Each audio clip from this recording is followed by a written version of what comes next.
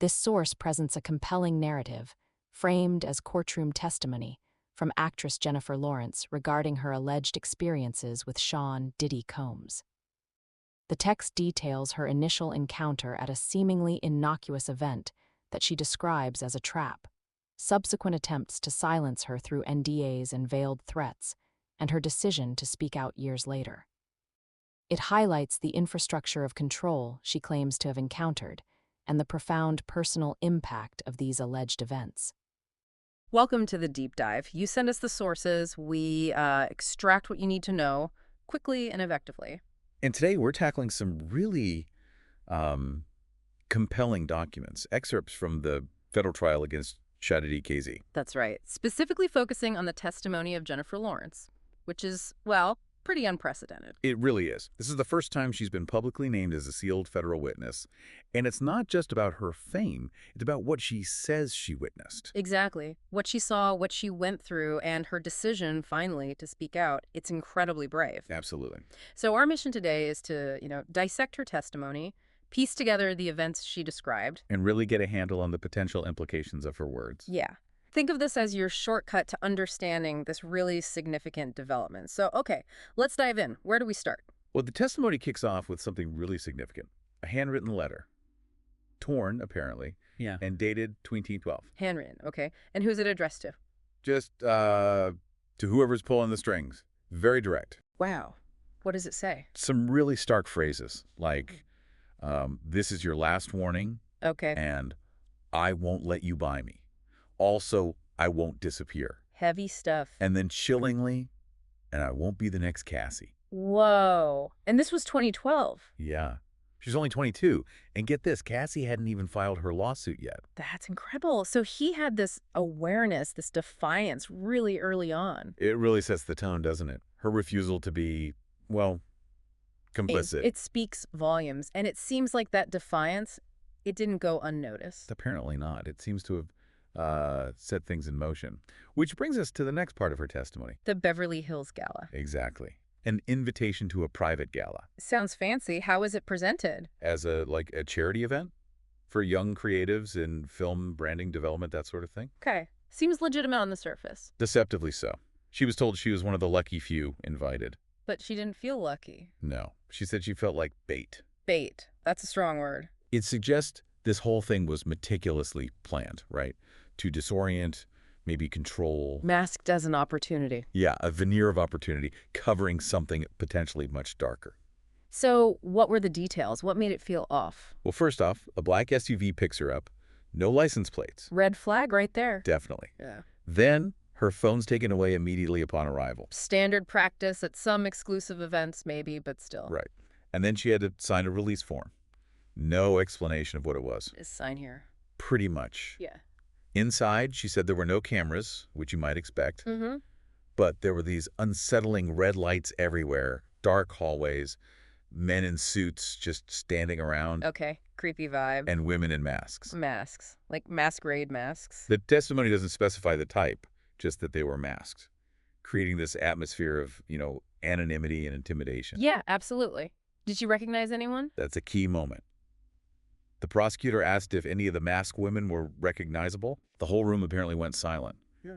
Then Jennifer confirmed, yes, there was a famous actress there, but she looked terrified. Wow. So it wasn't about celebrating fame. Seems like the opposite. More about power, control, maybe stripping away that public persona. Oh, okay. So what happened next at this gala? She mentioned something about a game. They told her she didn't have to participate. But did she feel like she had a choice? The implication was no. The atmosphere made it clear you couldn't just leave early. Trapped, essentially. It sounds like it. She described numbered doors along a hallway. Numbered doors? Yeah. And she heard a girl come out of one crying. Another girl went in and apparently never came back out, or at least not while Jennifer was there. Oh, my God. And that led her to this really unsettling internal question. Is this where the stories come from? Chilling. Is there any corroboration for how this affected her? Yes. Exhibit 17A was introduced. It's a sealed report from her own team documenting her state right after that night. What did it say? It detailed symptoms of shock, dissociation, trauma. So a profound impact. Definitely. It led to a brief media hiatus for her. Publicly, it was blamed on exhaustion after the Hunger Games. But the reality, according to this report, was trauma. Exactly. It shows the immediate psychological toll. Did she recall any other specific details from that place? Sensory details, yeah. She vividly remembered the specific smell and even the sound of that hallway. Those kinds of memories stick with you. They do. And then, another pivotal moment, she witnessed a younger girl being referred to. Well, dismissed. How so? Someone said she was just here for training, like she was an object, not a person. Dehumanizing. That's awful. That speaks volumes about the environment, right? How people were allegedly viewed. Definitely. And this links back to her letter, doesn't it? Directly. The prosecution had her read from that original 2012 letter right after describing this. What part did she read? I don't want the car. I don't want the contract. I don't want to be someone's puppet with good lighting. I want to survive this industry. Wow. Just survive. Even back then.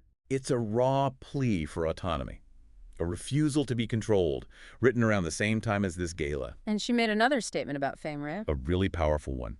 She said, "It doesn't matter who I am. Fame doesn't protect you in rooms like that." That's sobering. It gets worse. No one is famous. You're either useful or replaceable. Chillingly frank. A stark view of power. And the court record emphasizes the gravity. Her testimony was under seal. And she didn't talk to the press afterwards. Declined all interviews. The source material notes, her voice was trembling as she testified. The letter, the transcript, her voice. It's all presented as this undeniable warning. Okay, so that was 2012. The narrative then jumps forward. Yeah, quite a bit. 8 years to 2017. What happens then? Contact resurfaces. Even after all her success, Hunger Games, the Oscar, she starts getting these indirect invites. Invites to what? Branded campaigns, panel appearances, networking retreats. Stuff that sounds normal for someone of her stature. But given the backstory, probably didn't feel normal to her. Exactly. Yeah. And one interaction really stands out. Which one? Contact from someone named Ariel D., described as a creative liaison. How did Ariel reach out? Via encrypted email. Routed through Jennifer's former publicist, interestingly. Encrypted. Okay. What was the invitation for? A retreat for forward-thinking female talent, supposedly hosted by Shaun Lovecoms. Okay. Where? Santa Amps. Described as off-grid, no press, just peace and quiet. Sounds idyllic, but the language, forward-thinking female talent, feels a bit curated. Right. A little too perfect, maybe? Given her history, it feels subtly manipulative. So did she accept? No, she declined. Understandably. But the contact didn't stop. Nope. Ariel D. persisted. Called her a week later from a blocked number. Blocked number. Did Jennifer answer? She did. The testimony mentioned she wasn't sure why. Maybe curiosity, maybe wanting closure. That makes sense. The past haunting her. What did Ariel say? This is where it gets really chilling. Ariel apparently said, "It's not like last time. That house is gone. The tunnels are sealed. This is about rebirth." Tunnels. Sealed? What does that even mean? The courtroom reaction. A reported gasp. It's cryptic, disturbing. Especially because Jennifer then testified. Emphatically. She testified she had never publicly mentioned anything about tunnels, or even a padded room, which also came up somehow, not even to her family. So how on earth would Ariel D. know that? That's the million-dollar question, isn't it? It implies inside knowledge she shouldn't have. How did Ariel respond when presumably asked about this? Or what else did she say? Ariel's tone was apparently calm, almost scripted. She said, "You don't have to do anything. If you're not comfortable, just show up, walk through. That's all he needs." That's all he needs? Implying Combs, just her presence was required. That seems to be the implication. Presence without explicit obligation, but presence nonetheless. Very unsettling. What did Jennifer do after that call? She reported it straight to her legal team. Smart move. Their advice. Given the circumstances, they advised her not to pursue it further at that time. Okay, but the intimidation didn't stop there, did it? Not at all. Sometime later, she's on the set of the movie Mother. Finds an unmarked envelope in her trailer. What was inside? A copy of her original NDA from 2012. Yeah. The one she never signed. The one from the gala night. Seems like it. But this copy had her name typed on it. And across the front, scrawled in red ink, just one word. Reminder. Wow. That's blatant psychological pressure, a direct threat. Absolutely. Her reaction, she felt like she was constantly being watched, that they still owned the story. I can only imagine. Did this lead to anything else? It led to a journal entry, which became Exhibit 1776. What did the entry say? "If I disappear, send this letter. It wasn't an accident. Started in the red 7-Eleven room. It ends here. Red 7-Eleven room, what's that? And she feared for her life. The testimony doesn't explicitly define Red 7-Eleven room, but it clearly signifies the starting point of this ordeal for her. And yes, a profound fear for her safety. She was taking steps to ensure the truth came out if something happened. Okay, fast forward again, 2021. What prompted her to consider going public then? It seems linked to Cassie Aubrey. Cassie had sort of disappeared from the press, as Jennifer put it, and Jennifer started hearing whispers about a potential settlement for Cassie, maybe involving videos. So she started connecting the dots, realizing it wasn't just her own experience. Exactly. It became broader, thinking about Cassie, maybe others, even people on her own team, potentially. Was there any other confirmation of this, like hidden network or surveillance? Well, there was that indirect acknowledgement. At the 2019 Oscars, What happened? an unnamed senior actress apparently approached her and said something like, "I saw your name once on a list. Just be careful who's still watching." Another warning. On a list. That's ominous. Did she name the actress? No, she refused, stating she was too afraid, which says a lot about the fear factor involved. Definitely. And the intimidation continued even after that. Yes, April 2022, Exhibit 17G. A photo of an envelope left on her doorstep. Just a number. Handwritten address. And taped to the outside, a blank flash drive. A blank flash drive. What's the message there? The unknown. Precisely. It's psychological warfare, isn't it? What's on it? Or is it just a symbol? It creates fear, uncertainty. What did she do with it? Didn't plug it in? Turned it straight over to her legal team? She understood the potential risk. Good call. But then something else happened. Something very disturbing. About 2 weeks later, a tabloid photographer disappeared. A photographer who had interaction with her. Yeah, he had apparently taken unauthorized photos of her at a private event shortly before. And he vanished. His last phone ping was near Mulholland Drive. The case is still open. How did Jennifer react to that? Emotionally. She feared the flash drive was a test of her compliance. And because she didn't comply. She worried someone else paid the price. A terrible burden to carry. Unbelievable. What came next in the evidence? Exhibit 17H, a leaked internal memo. From where? A defunct entertainment PR firm, one with known ties to Combs Global. What was in the memo? It outlined reactive messaging protocols, basically how to respond if young talent made allegations. Damage control plans. Exactly. And guess whose name appeared in a redacted line? Jennifer Lawrence. Bingo. With an assessment next to it, that she was unlikely to escalate due to brand protection instincts. They thought they had her figured out. That her career was more important. And her testimony confirmed. They were right for a while. But the cost. Huge. She admitted she hasn't slept right in 10 years. The personal toll of that silence is immense. Did she talk about hush money? Were there attempts to buy her silence directly? Yes, explicitly. She confirmed being offered money multiple times through various means. Direct wires, disguised as consulting fees for work she never did. Sneaky. And buried clauses in big brand deals. Very carefully worded. What did she do when she found these clauses or offers? Her instruction to her team was clear. Walk away. Every single time. No compromise. Strong stance. Did she think she was the only one getting these offers? No, she stated her belief that she wasn't the only one, which suggests this could have been a widespread systemic practice. Okay, the testimony then shifts location, right, to Miami. Yeah, to 11th Star Island Drive, a property she was briefly familiar with. How did she know it? From 2014, during a Hunger Games promo tour, she attended a small after-party there. Hosted by? A streaming executive, apparently. Not directly linked to Combs in this instance, but the description of the party is familiar. How so? What does she notice? Low music, red lights again, trays of drinks, some covered, phones collected in bags at the door. The same kind of controlled, slightly off atmosphere? Exactly. She said it felt staged. Was there anything specific about the house itself? She recalled one room in particular, 4 leather couches, a marble bar, and a whole wall of mirrors. Mirrors again, like the coded warnings later. And these mirrors, she noted, seemed tinted, like they could be two-way mirrors, watched from behind.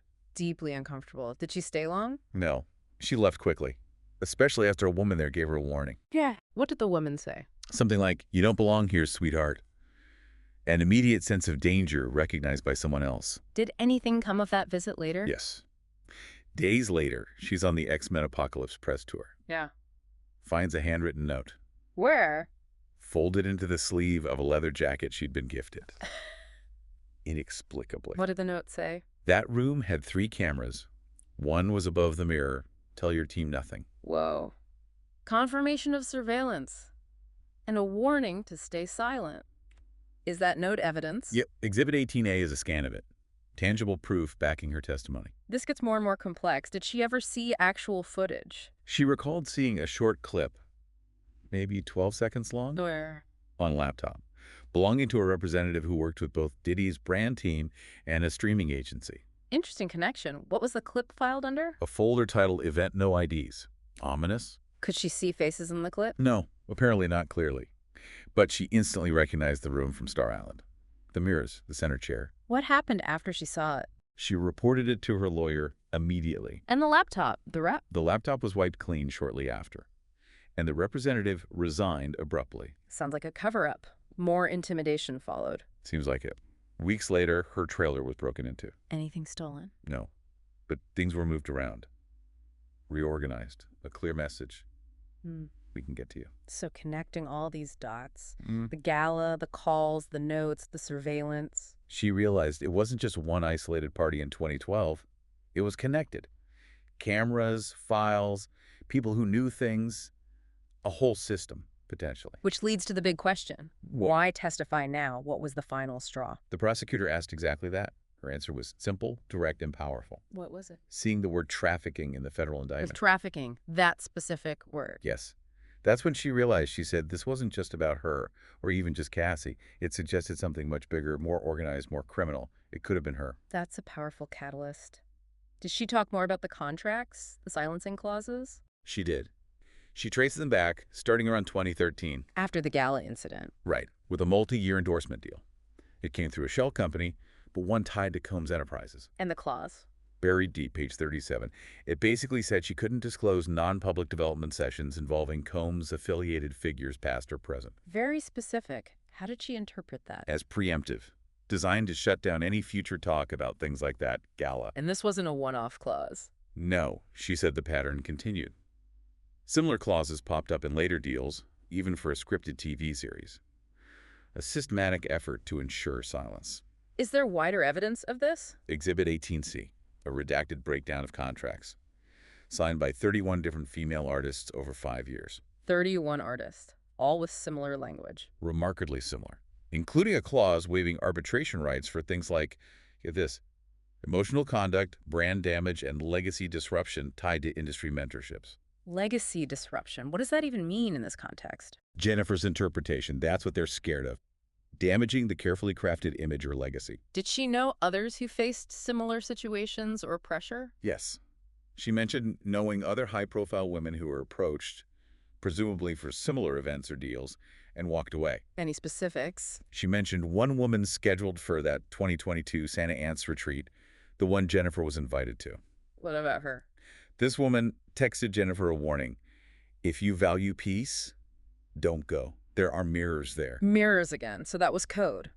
Jennifer explained it was code, meaning you're being watched, recorded. Incredible. Did she ever have a direct confrontation about all this? Yes. Late 2022 at a fundraising gala. What happened? An older lawyer approached her, someone she recognized from a Diddy branding meeting years ago. And he said? Pointedly, menacingly, still walking around like you're untouchable, ha. Wow. Aggressive. Followed by, you should have signed the first time.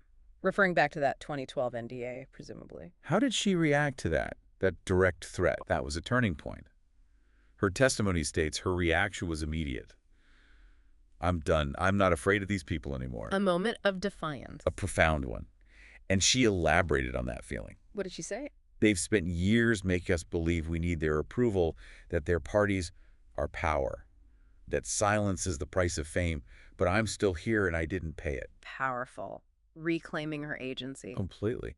She then talked about other manipulative tactics, things framed positively. Like what? Like being nominated for an award in March 2023, a Creative Empowerment Award. Never heard of it. Exactly, from the totally unknown KES Foundation. Suspicious. Very. Especially when she received a pre-written press release congratulating her. Okay. And it included a quote, supposedly from her, thanking Diddy for investing in young voices. Words she never said. Never said them.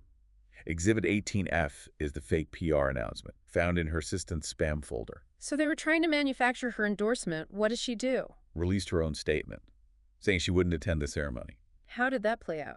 The story just vanished, buried immediately. No follow-up. Suggests control over the narrative, right? Definitely. Was that the end of it? No. 2 weeks later, another disturbing package arrived at her building. What was in this one? Latex gloves, a small vial of glitter, and a blacked-out Polaroid. Blacked out. Yeah, with a handwritten caption. You looked better in red lighting. Oh, God. That's specific. A direct callback. At the freak-off room, she said. That term again. A chilling, targeted message. Did she report this? Yes, to the LAPD as low-grade harassment. But she knew, internally, the deeper, menacing meaning. How did all this cumulative pressure make her feel? Like she was being erased. Every time she said no, every time she resisted, it was an attempt to erase her professionally, I personally. mean, she challenged the Hollywood narrative. Yeah, she talked about the myth in Hollywood, that if you just do everything right, play by the rules, you'll be safe. But her experience proved otherwise. Exactly. She did everything right by conventional standards and was still targeted. Then came that really powerful moment in court. Right, where she looks straight at the judge, asks, "You want to know why I'm not afraid anymore?" And holds up the letter. The original 2012 letter, saying, "This is who I was before the world knew my name, and now it's who I am again." Connecting her present courage back to her original integrity. It's incredibly powerful, and the transcript notes, the gallery was completely silent after she stepped down. The impact was palpable. Did she speak about her connection with Cassie? She did.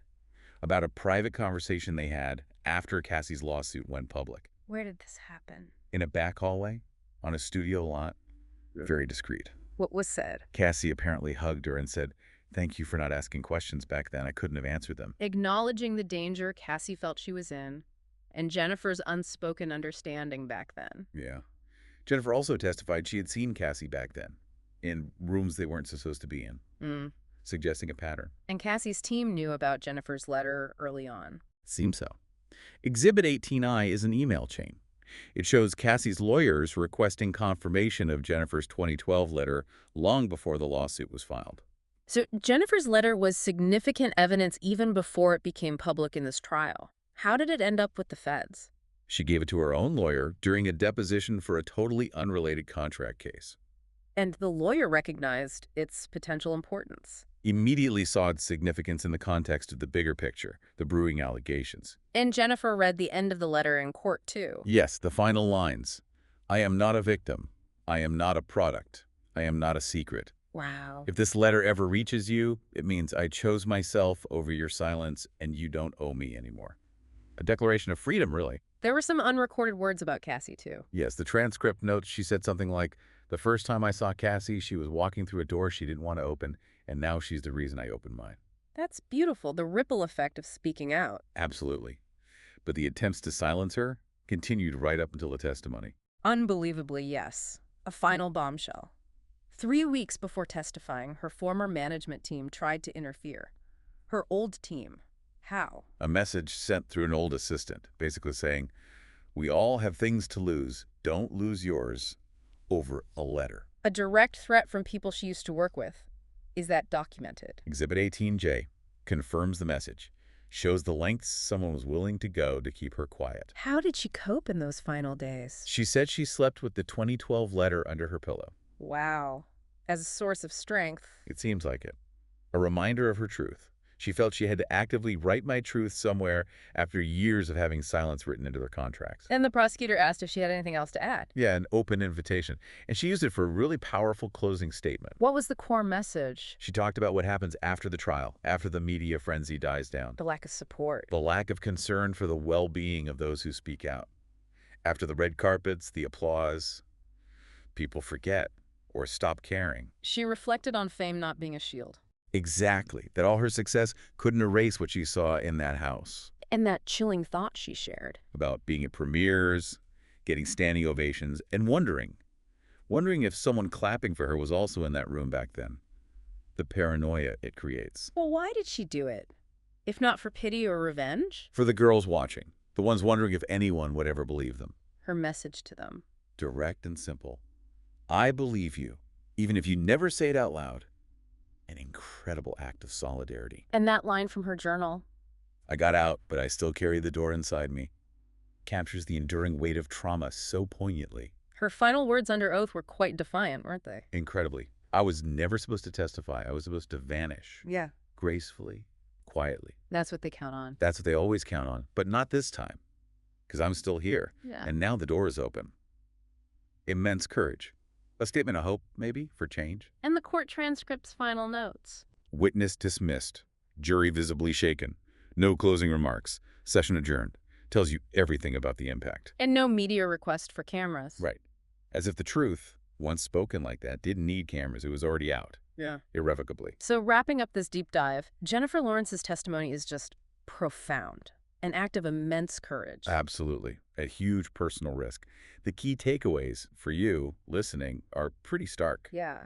The alleged systemic nature of this abuse, the silencing tactics, NDAs, intimidation, it seems so calculated. It does. But also the resilience. Her resilience, choosing to speak truth despite the cost. So for you, the listener, wanting to get up to speed quickly but thoroughly, this testimony is a major aha moment, right? Definitely. Disturbing, yes, but powerful. It forces a look at power, accountability, the cost of silence, especially in entertainment. Which leaves us with that final thought. Jennifer Lawrence said, the door is open. Right. So what does that mean for the future? What are the implications? How might this ripple through the industry? Beyond it. And maybe the biggest question. What other doors hiding difficult truths are now waiting to be opened because she opened hers?